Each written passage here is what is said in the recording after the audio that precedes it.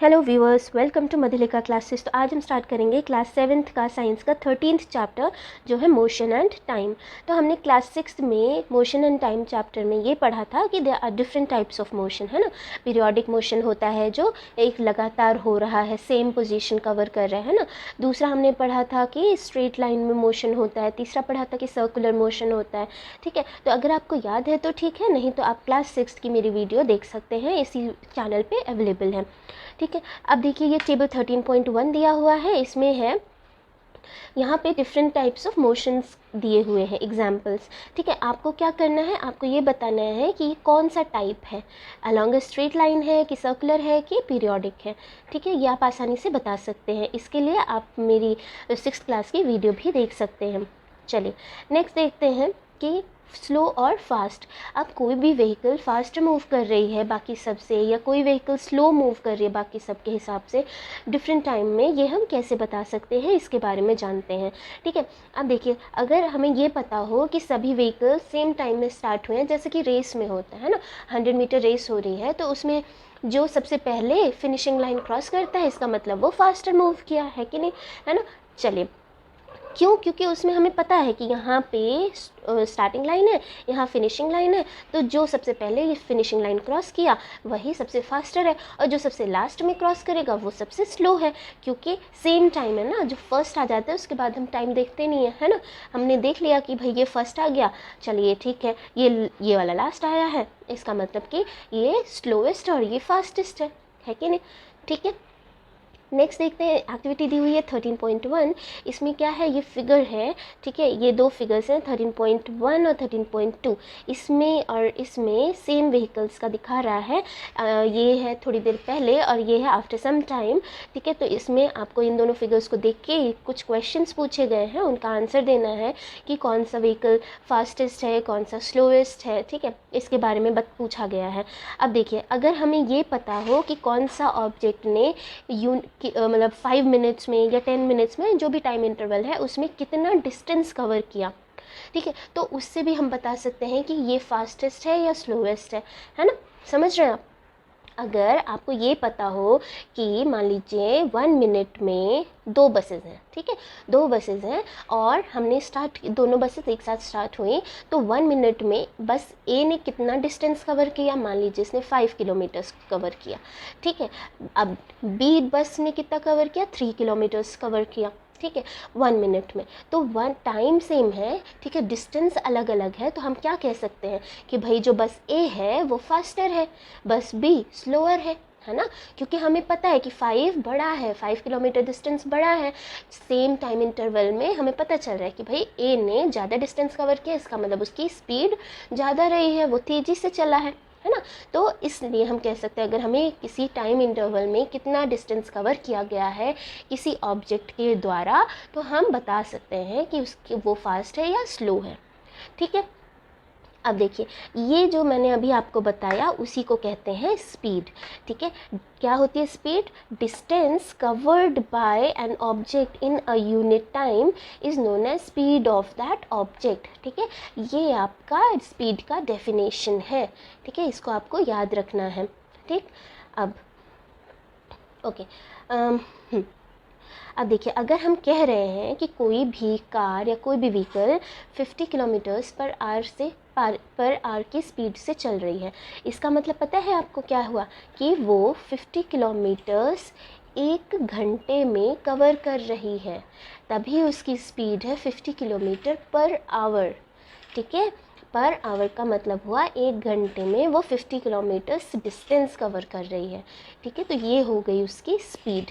ठीक, नेक्स्ट देखते हैं कि अब देखिए क्या है कि इंडिया में भी पॉसिबल नहीं है, बाकी जगह भी पॉसिबल नहीं है कि कोई भी व्हीकल एक ही डिस्टेंस, सेम डिस्टेंस में लगातार चलती रहे।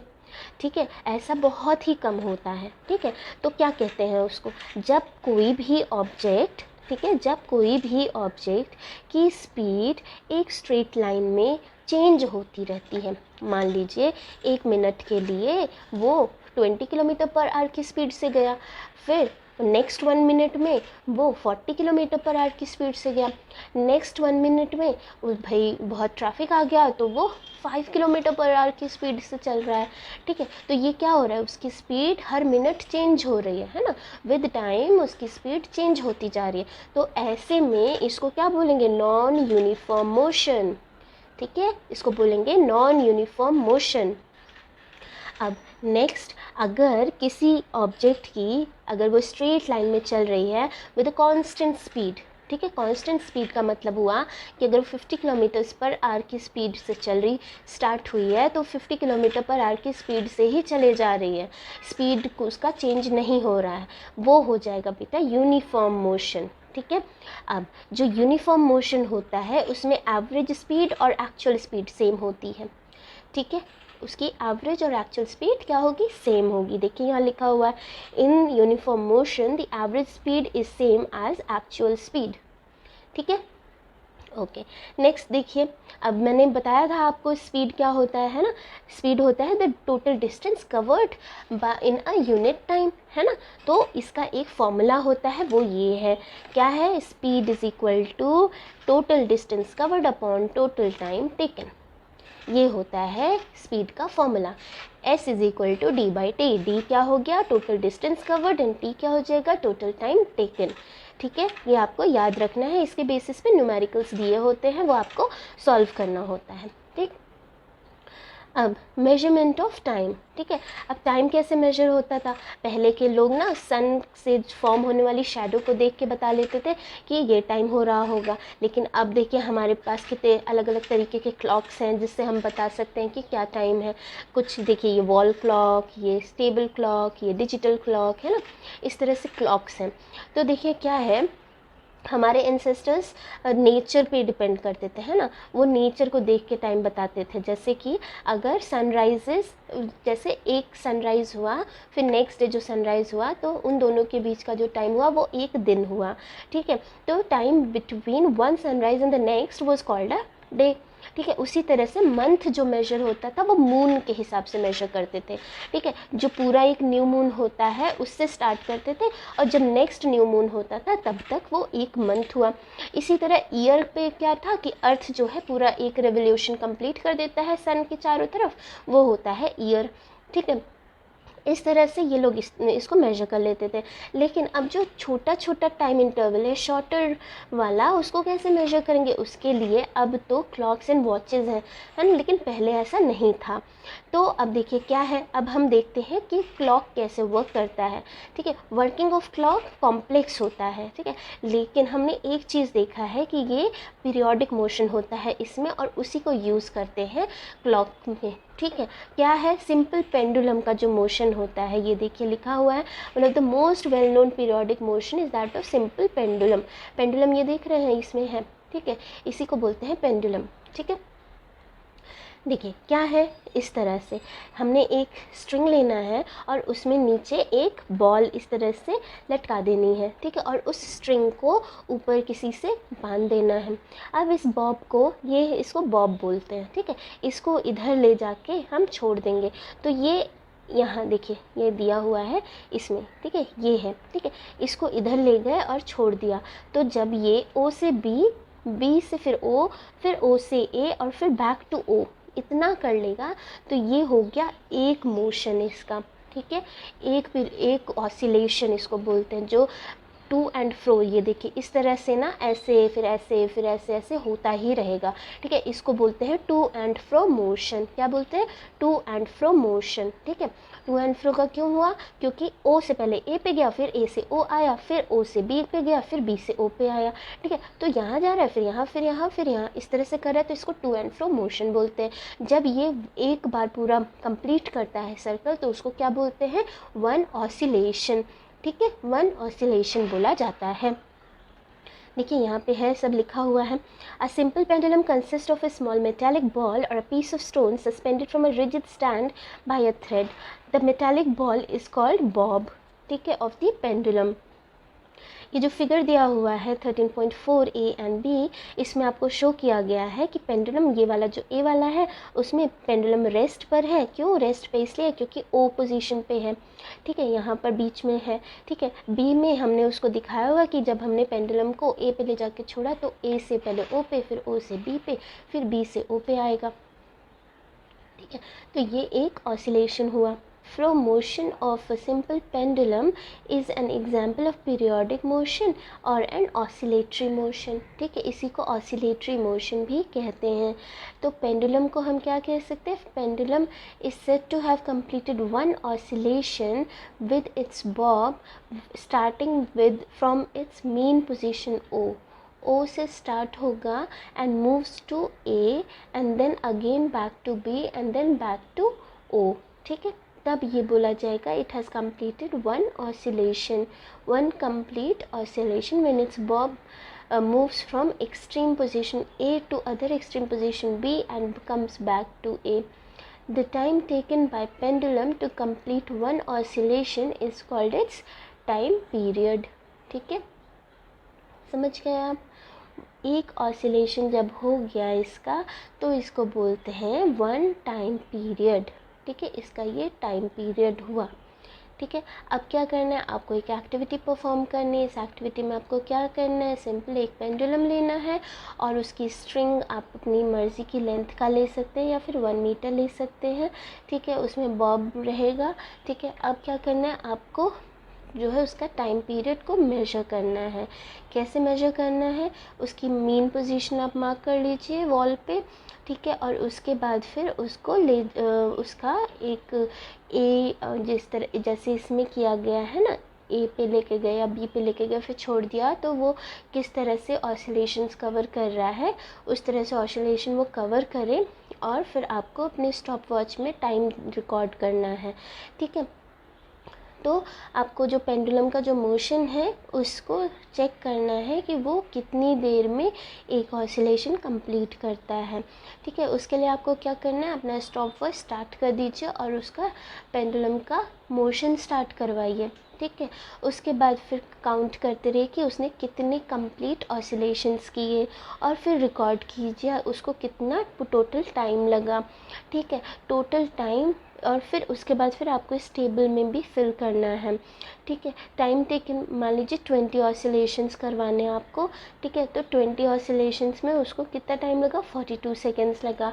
अब अगर 42 सेकेंड्स उसको 20 ऑसिलेशन में लगा, ठीक है, 20 ऑसिलेशंस में उसको 42 सेकेंड्स लगा, तो 1 ऑसिलेशन में उसको कितना टाइम लगेगा?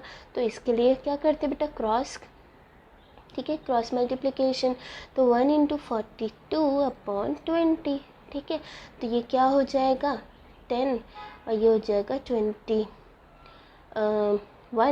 ठीक है। तो ये हो गया कितना? 2.1, मतलब कि 1 ऑसिलेशन में इसका जो टाइम पीरियड है वो 2.1 सेकेंड हुआ।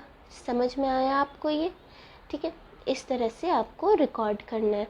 अब आप चाहे कितनी बार भी कर लेंगे ना, उसका जो टाइम पीरियड है वो 2.1 ही आएगा। ये आप देख सकते हैं करके, ठीक है। देखिए,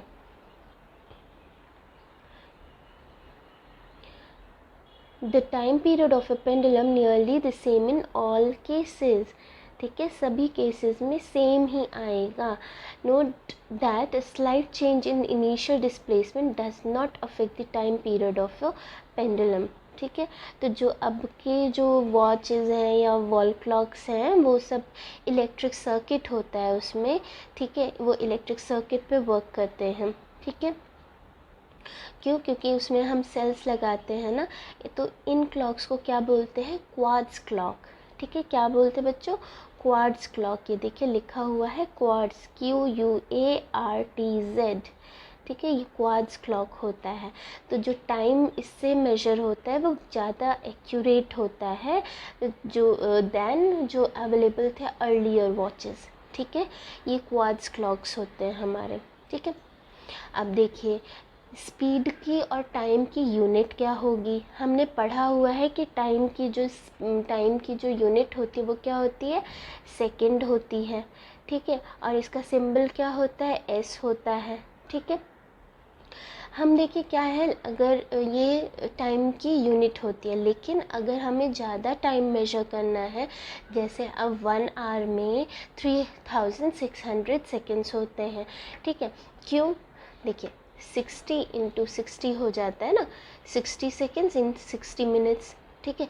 ये हो जाएगा 3600 सेकेंड्स, ठीक है। ये 1 आवर में इतने सेकेंड्स होते हैं। अब आप कहीं 1 आवर लिखना ज़्यादा आसान है ना, देन राइटिंग 3600 सेकेंड्स, है ना। तो इसीलिए अगर ज़्यादा टाइम है तो हम आवर या फिर मिनट भी यूज़ करते हैं, ठीक है, लार्जर यूनिट ऑफ टाइम के लिए, ठीक है ना।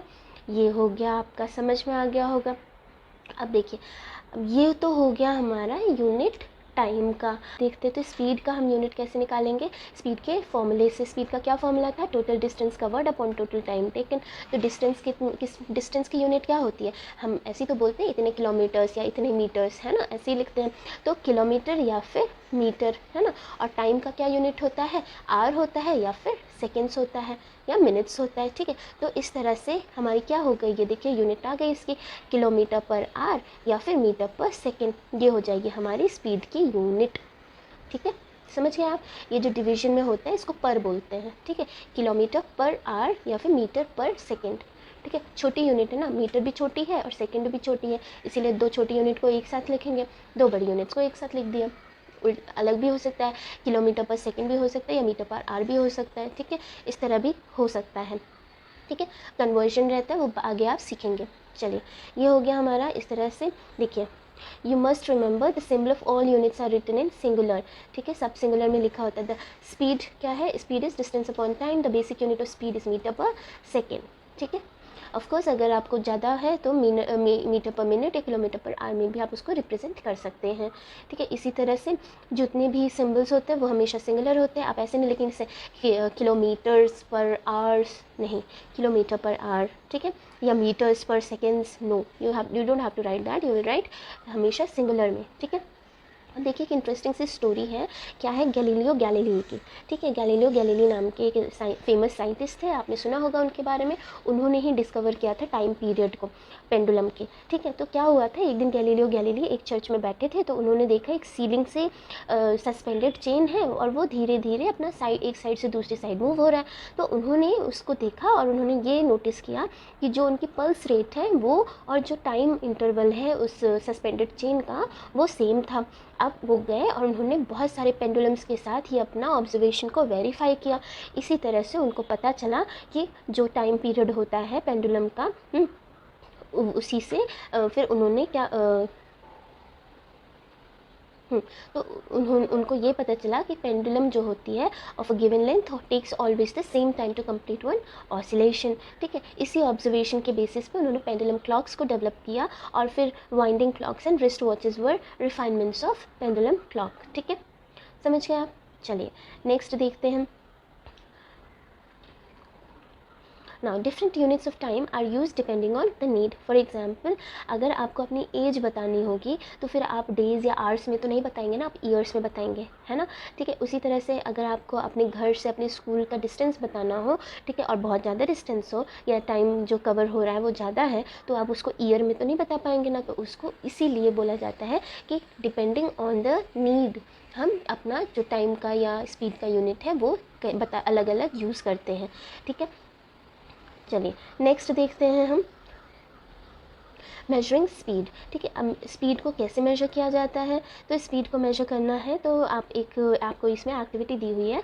इसमें क्या है कि एक स्ट्रेट लाइन ड्रॉ करना है ग्राउंड पे चॉक पाउडर से या लाइम से, और फिर अपने एक फ्रेंड को कहिए कि 1 से 2 मीटर उससे दूर खड़ा हो और फिर एक जेंटली एक बॉल को रोल करे in the direction perpendicular to the line, ठीक है। परपेंडिकुलर का क्या मतलब होता है, इस तरह से, ये हो गया परपेंडिकुलर। अगर ये लाइन है तो इस तरह से, ठीक है, ये परपेंडिकुलर होता है, ठीक।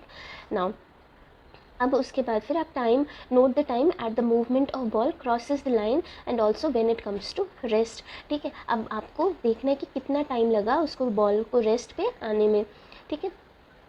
ये देखिए इस तरह से आपको करना है, ठीक है। उसके बाद फिर आपको डिस्टेंस भी मेजर करना है, जिस पॉइंट से बॉल जो है क्रॉस की लाइन को, और जहाँ पे वो रेस्ट पर आई, ठीक है। इसी तरह से सबको सब 2-3 बच्चों को, अपने क्लासमेट्स को भी करवाइए, रिपीट करना है ये एक्सपेरिमेंट। और फिर आप जानेंगे कि कंपेयर कीजिए कि जो स्पीड है सबकी सेम थी या अलग अलग थी। ऑब्वियसली वो डिपेंड करेगा कितना तेज़ी से थ्रो किया गया है ना, कितना तेज़ी से रोल किया गया है, ठीक है। ओके, तो इसमें टेबल में आप इसमें लिख सकते हैं, ग्रुप का नाम लिखिए, उसके बाद distance moved by the ball, time taken, and फिर आप उसकी स्पीड निकाल सकते हैं। ये हो जाएगा हमारा टाइम, स्पीड निकाल लेंगे आप डिस्टेंस बाय टाइम, ठीक है। डिस्टेंस आपने देख लेना है कितना कवर किया बॉल ने और कितना टाइम में कवर किया वो, तो आपको स्पीड पता चल जाएगी, ठीक है। चलिए नेक्स्ट देखते हैं जो हमारे ओके।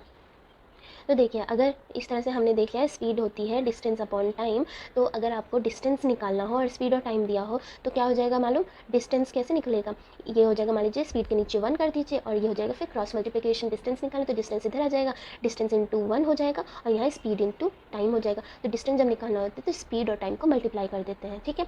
अब उसी जगह पे distance, okay, speed is equal to distance upon time है, तो डिस्टेंस हो गया स्पीड इंटू टाइम। और अगर हमें टाइम निकालना हो तो कैसे करेंगे, टाइम निकालना होगा, अगेन इसके नीचे 1 कीजिए तो ये हो जाएगा डी डिस्टेंस अपॉन स्पीड, तो डिस्टेंस अपॉन स्पीड से हम टाइम निकाल सकते हैं, ठीक है। इस तरह से हमको ये फॉर्मूला याद रखना है, आपको कुछ नहीं करना, बस क्रॉस मल्टीप्लिकेशन आपको पता होनी चाहिए। तो अगर इधर एक ही है, नीचे डिनोमिनेटर में कुछ नहीं है, तो डिनोमिनेटर में आप 1 पुट करके बस क्रॉस मल्टीप्लिकेशन कीजिए और अपना फॉर्मूला निकाल लीजिए, ठीक है। देखिए यहाँ पे सब दिया हुआ है, डिस्टेंस कवर्ड हो जाएगा स्पीड इनटू टाइम, ठीक है। और यहाँ पे देखिए टाइम का दिया हुआ, टाइम टेकन हो जाएगा डिस्टेंस अपॉन स्पीड, यही मैंने आपको बताया।